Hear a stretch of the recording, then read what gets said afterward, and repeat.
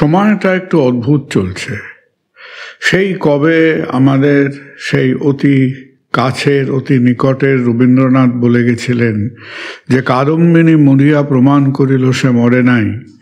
এখন রবীন্দ্রনাথের এই কথার সত্যতাটা আজকে এই এসআইআরের যুগে আমরা রন্ধ্রে রন্ধ্রে বুঝতে পারছি।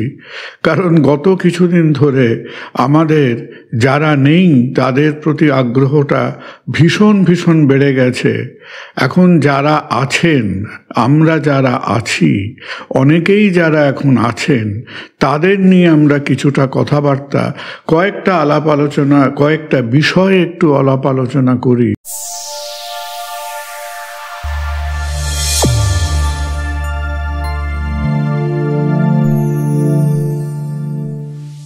একজন সাধারণ মানুষকে, যার রোজগার বেঁচে থাকা, যার রোজগার রুজি রোজগার, যার জীবনের দেনা পাওনা, যার ছেলে মেয়েদের বর্তমান এবং ভবিষ্যতের অনেকটা নির্ভর করবে আমাদের এই চলমান দেশের আর্থিক ব্যবস্থা বা আমাদের অর্থনীতির উপরে। এখন আমাদের চারদিকে প্রায় নিত্য নৈমিত্তিকভাবে রোজগার যে কোনো জায়গায় কান পাতলে নানান দলেদের রোজগার, কখনো নেতা নেত্রীদের হুঙ্কার, একদিকে এসআইআর, একদিকে এই কয়েক মাস পরে ইলেকশন, এই সমস্ত ব্যাপারে ক্ষমতার কাড়াকাড়ি, ভয়ঙ্কর স্বার্থপরতা, এবং তারই মধ্যে এই যে রাজ্যের 10 কোটি লোক বা দেশের 140 কোটি লোক, তাদের বেঁচে থাকা, তাদের বর্তমান এবং ভবিষ্যৎটা যে কাঠামোটার উপর দাঁড়িয়ে আছে, সেই কাঠামোটা হলো আমাদের দেশের overall the economic situation, the economic fundamentals. অবশ্যই আমি তো একেবারেই একজন সাধারণ মানুষ হিসেবে আমাদের যেটুকু কৌতূহল, অল্প বিস্তর যেটুকু নাড়াচাড়া করা, যেটুকু আপনার বোঝার দরকার আছে, প্রয়োজন আছে, আপনার মতো আমিও হয়তো সেইটুকু অর্থনীতি বুঝি, এবং সেই যে অর্থনীতি আমাদের আজকে ভাবাচ্ছে, সেইটাকে নিয়ে আমাদের আজকের কথাবার্তা। কেন ভাবাচ্ছে, কী নিয়ে ভাবাচ্ছে?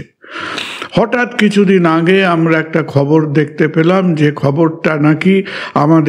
খবরটা শুনে আমাদের একেবারে আনন্দে উদ্বেল হওয়া উচিত ছিল। সেই খবরটা ছিল যে ভারতবর্ষের economy, Indian economy, July to September 2025-এর যে হিসেবটা আমাদের গভর্নমেন্ট বার করলেন, সেই হিসেব অনুযায়ী আমাদের অর্থনীতি নাকি 8.2% বেড়ে গেছে। কে বেড়েছে, কি বেড়েছে? জিডিপি বেড়েছে। জিডিপি জিনিসটা কি? জিডিপি জিনিসটা হলো আমাদের গ্রস ডোমেস্টিক প্রোডাক্ট। এখন গ্রস ডোমেস্টিক প্রোডাক্ট একটা গালভরা কথা। আমার বা আপনার যদি একটা মাসিক রোজগার বা একটা বছরের রোজগার একটা মানুষের ক্ষেত্রে মোটামুটি সেই রকম একটা ব্যাপার হলো যে we calculate the yearly financial income. একটা দেশের যে অর্থনীতির মধ্যে টাকা ঢুকছে, খানিকটা বেরোচ্ছে, খানিকটা সেটা প্রাইভেট ফান্ডিং, খানিকটা গভর্নমেন্ট ফান্ডিং, এই সমস্ত মিলিয়ে যে একটা টোটালিটি তৈরি হচ্ছে, এই টোটালিটিটার একটা আইডিয়া পাওয়া যায় আমাদের জিডিপি ব্যাপারটার মধ্যে দিয়ে। অনেক বছর আগে 1944-এর কাছাকাছিতে যখন ওই পৃথিবীতে যে একটা দাঙ্গা হাঙ্গামা চলছিল, সেকেন্ড ওয়ার্ল্ড ওয়ার বলে, সেকেন্ড ওয়ার্ল্ড ওয়ার শেষ হচ্ছে সেই সময়তে ব্রেটন উডস বলে একটা জায়গায় অর্থনীতির নানা পণ্ডিতদের একটা মহাসম্মেলন হলো, এবং সেই সম্মেলনে তারা ঠিক করেছিলেন যে ভবিষ্যতে এই পৃথিবীর 198টা দেশ নিয়ে যে পৃথিবী, এর মোটামুটি ফাইন্যান্সিয়াল গ্রামার বা ফাইন্যান্সিয়াল ব্যাকরণটা কি হবে। এবং তখন সবার মধ্যে একটা সহমত হয়েছিল যে আমরা এইভাবে আমাদের একটা দেশের জিডিপিকে মূল্যায়ন করব, হিসেব করব, এবং তার থেকে আমরা একটা আইডিয়া পাব যে কার অর্থনৈতিক পজিশনটা কোথায় দাঁড়িয়ে আছে। এখন এই জিডিপির যদি এখন ঘুরতে ঘুরতে 2025-এ এসে পৌঁছেছি আমরা, সারা পৃথিবীর মধ্যে যে মানি ফ্লো, মানি সার্কুলেশন হচ্ছে, সেই জিডিপির হিসেব গিয়ে দাঁড়ায় আজকে ন্যাশনাল এক একটা দেশের যে অর্থনীতি, তার হিসেবটা গিয়ে দাঁড়ায় প্রায় 120 থেকে 125 ট্রিলিয়ন ডলার। $1 ট্রিলিয়ন মানে কি 1000 বিলিয়ন। তাহলে $125 trillion is roughly the size of the world economy. এই ওয়ার্ল্ড ইকোনমির মধ্যে কারা একেবারে 1 নম্বরে দাঁড়িয়ে আছেন, যাদের সামনে কোনো রকম চ্যালেঞ্জ নেই? সেই 1 নম্বরে দাঁড়িয়ে আছে হচ্ছে ইউনাইটেড স্টেটস, যার টোটাল অর্থনীতি এখন 30 থেকে 35 ট্রিলিয়ন ডলার, সারা পৃথিবীর অর্থনীতির প্রায় 4 ভাগের 1 ভাগ। কথায় বলে, যে জায়গায় হয়তো ভারতবর্ষ ছিল somewhere in the beginning of the 17th century, যে ভারতবর্ষ নাকি পৃথিবীর প্রায় 30% জিডিপিকে আমাদের সেই স্টেজে আমাদের থ্রু দিয়ে সেই জিডিপির যাতায়াত ছিল। ইতিহাসটা পরে হবে। তাহলে আজকে ইউএসএ দাঁড়িয়ে আছে 30-35-এ, চায়না দাঁড়িয়ে আছে অ্যাবাউট 15 থেকে 17-তে, তারপর আমাদের রয়েছে তারপরে রয়েছে countries like Germany, countries like Japan, এবং ভারতবর্ষ গত কিছু বছর ধরে ধীরে ধীরে এগোতে আমরা বর্তমানে জার্মানি এবং জাপানের ঠিক পরে সামওয়্যার অ্যারাউন্ড $4 ট্রিলিয়ন হচ্ছে আমাদের জায়গা। এটা একটা বিরাট উন্নতি। 17 থেকে 20 বছর আগে যদি চিন্তা করেন যে ওই ফুটবলের লিগ টেবিলের মতো সারা দেশের ইকোনমিক লিগ টেবিলে ইন্ডিয়ার গ্রোস অ্যাগ্রিগেট যে সমবেত যে একটা ন্যাশনাল ইনকাম, সেটা 4 ট্রিলিয়নের কথা আপনি বাদই দিন, ওই 197টা দেশের মধ্যে খানিকটা ওই ফিফা ফুটবল লিগে ভারতবর্ষের পজিশনের মতো আপনি দূরবীন দিয়ে ভারতবর্ষকে খুঁজে পেতেন না।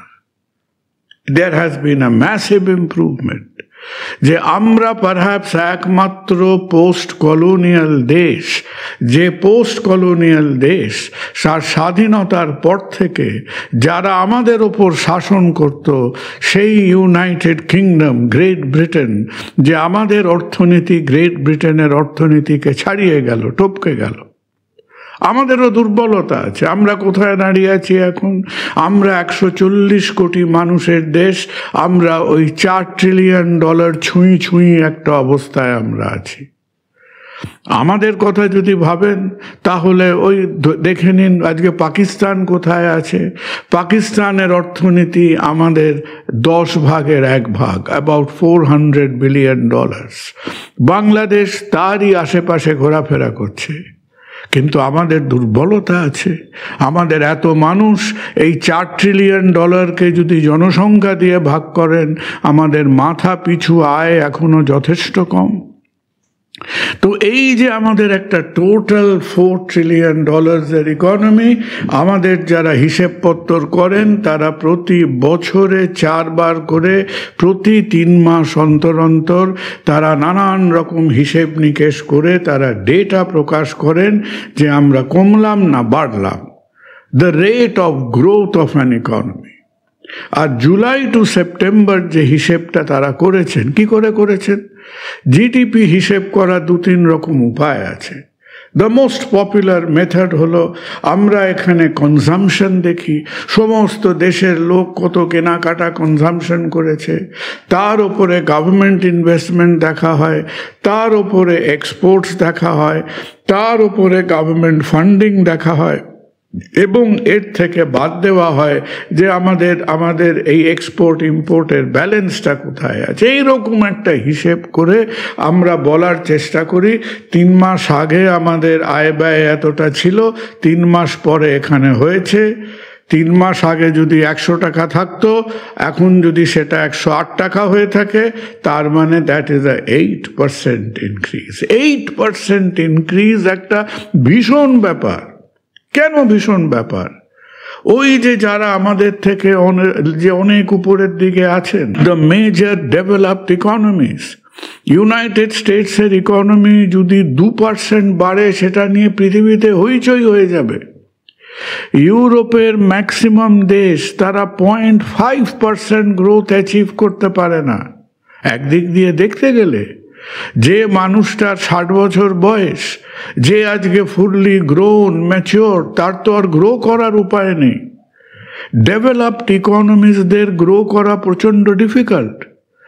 যারা এখনো কি খানিকটা হয়তো রোগা পেটকা আছে, যাদের গ্রোথ এখনো কমপ্লিট হয়নি, তারা তত্তর করে গ্রো করবে। ডেং জিয়াওপিং এর চায়না আজ থেকে 25 বছর আগে তারা গ্রো করেছে প্রায় 12-15% রেটে।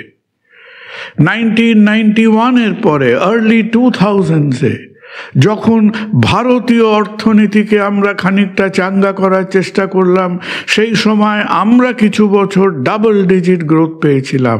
By and large, even for a developing economy, আজকের পৃথিবীতে, পোস্ট কোভিড পৃথিবীতে আজকে 6%, 5%-এর ওপর গ্রো করা একটা কৃতিত্বের ব্যাপার।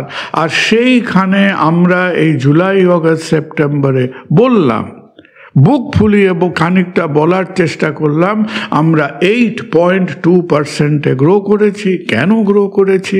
কারণ আমাদের কিছু কিছু সেক্টর, আমাদের real estate, manufacturing, financial sector, তারা খুব ভালো করেছে।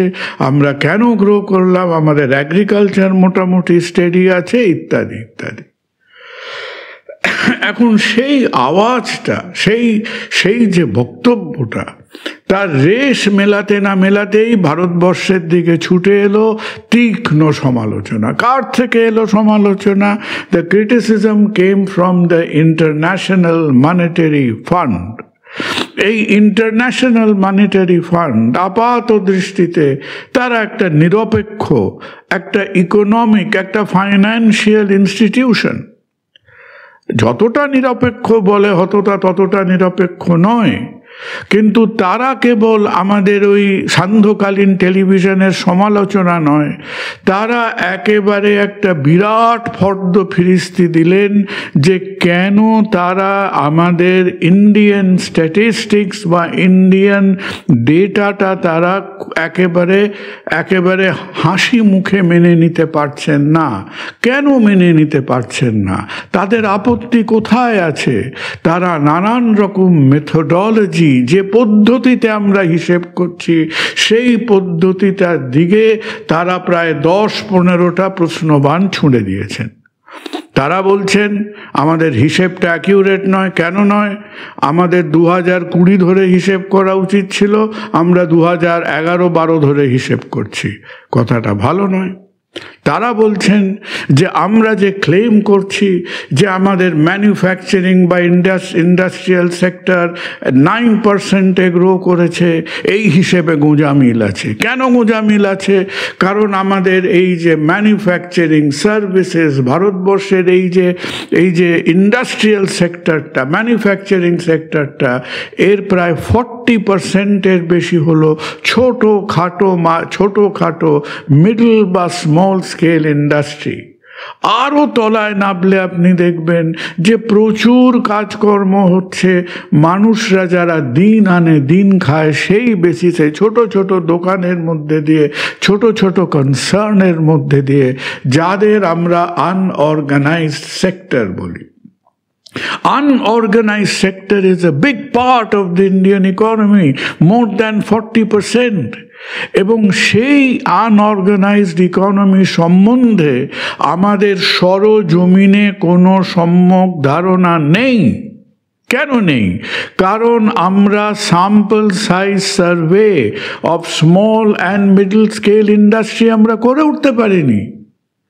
তাহলে সংখ্যাটা কোত্থেকে আসছে? সংখ্যাটা মোটামুটি আন্দাজে আসছে।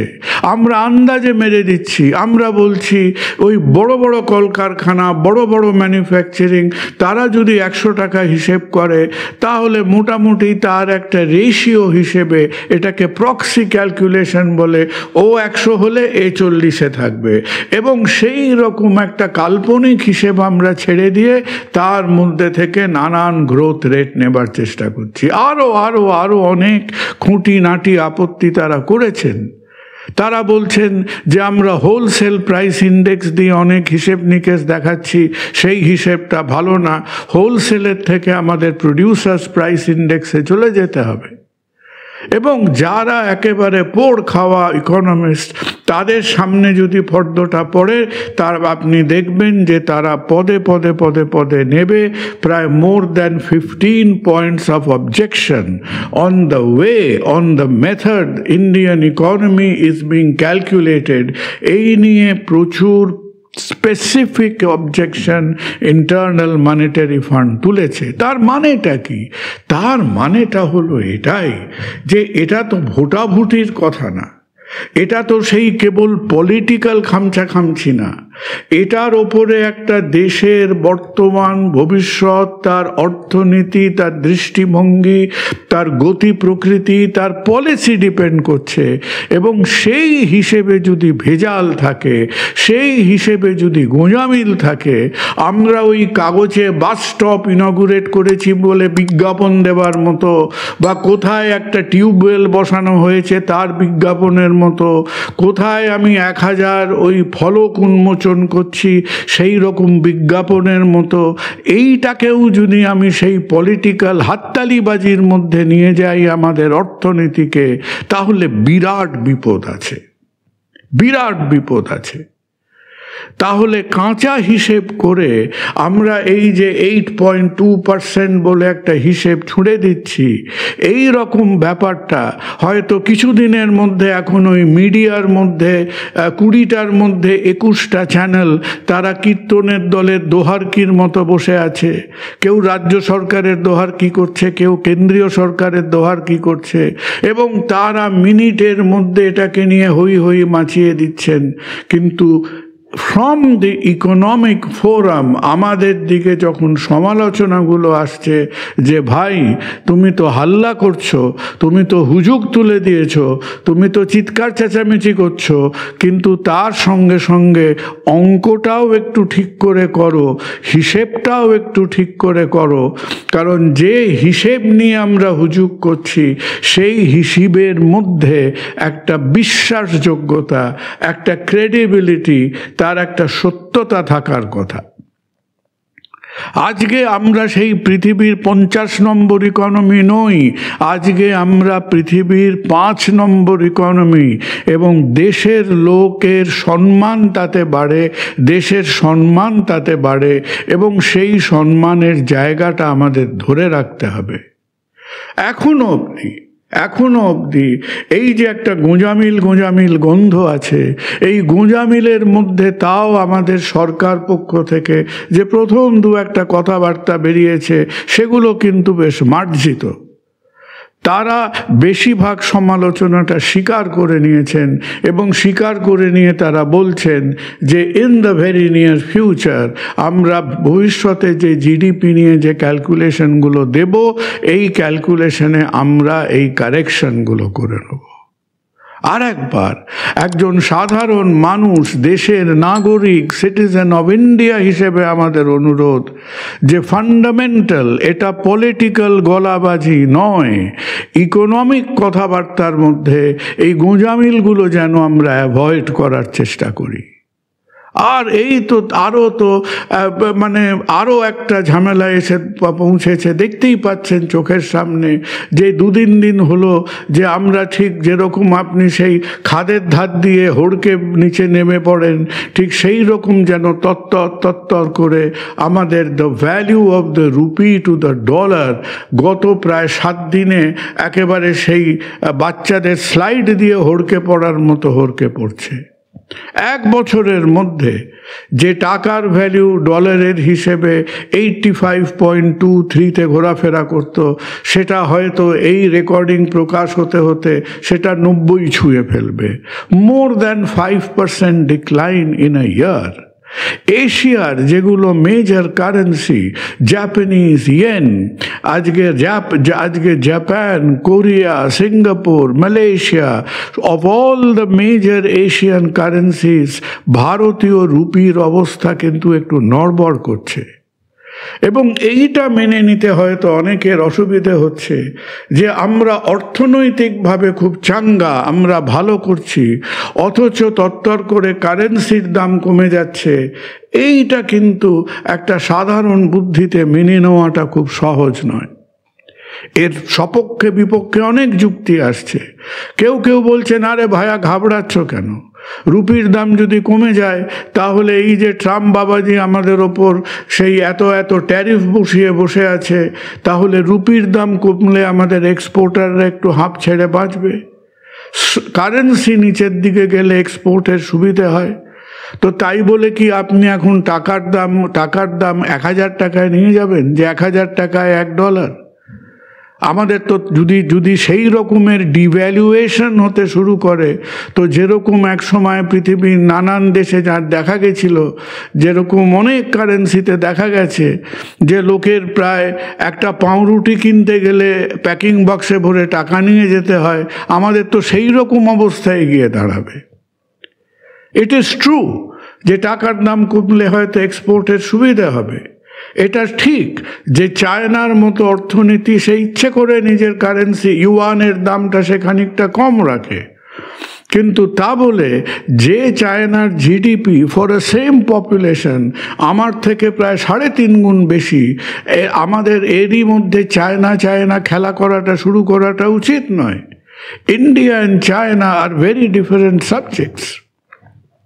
হয়তো এর মধ্যে কারণ আছে যে ভারতবর্ষ যত আমদানি করে, যত এক্সপোর্ট করে, তার থেকে ইম্পোর্ট করে অনেক বেশি, তাকে ট্রেড ডেফিসিট বলা হয়। $40 বিলিয়ন উপর আমাদের ট্রেড ডেফিসিট। এটা খুব ভালো কথা নয়। আমরা কিছু এক্সপোর্ট করি, আরও বেশি করতে হবে।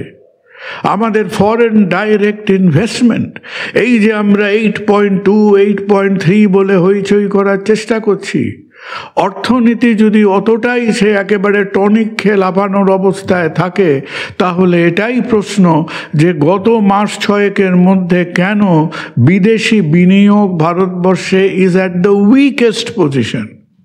ফরেন ডাইরেক্ট ইনভেস্টমেন্ট গত সারা বছরটায় has been one of the lowest in the last 10-15 years. কেন বিদেশি ইনভেস্টররা আমাদের দেশের গভর্নমেন্ট, আমাদের দেশের গভর্নমেন্টের পলিসিকে কেন তারা বিশ্বাস করতে পারছেন না? আরও এর মধ্যে অনেক খুঁটিনাটি বিষয় থাকে, demand for dollar, demand for rupee, reserve bank intervene করবে কি করবে না।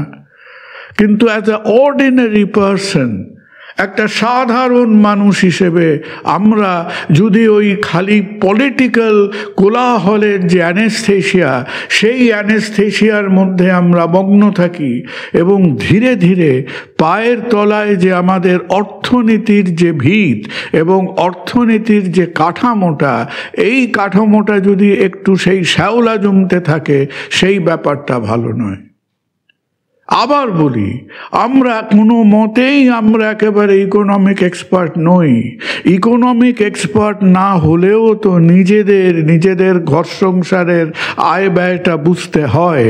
ঠিক সেই রকম আজকের একটা সাধারণ মানুষকে এই কে কত % ভোট পেল, কোন হিন্দু কাকে ভোট দিল আর কোন মুসলিম কাকে ভোট দিল, এই ভোটের কিচিরমিচিরের বাইরে যে জিনিসটার উপরে আগামী কয়েক দশকের জন্য দেশের ভবিষ্যৎ নির্ভর করবে, আমাদের সাধারণ মানুষকে এই ইকোনমিক ফান্ডামেন্টালসগুলো খানিকটা বুঝতে হবে এবং খুব সহজ সাধারণভাবে যেখানে প্রশ্ন করার সেখানে কঠিন প্রশ্নগুলো তুলতে হবে।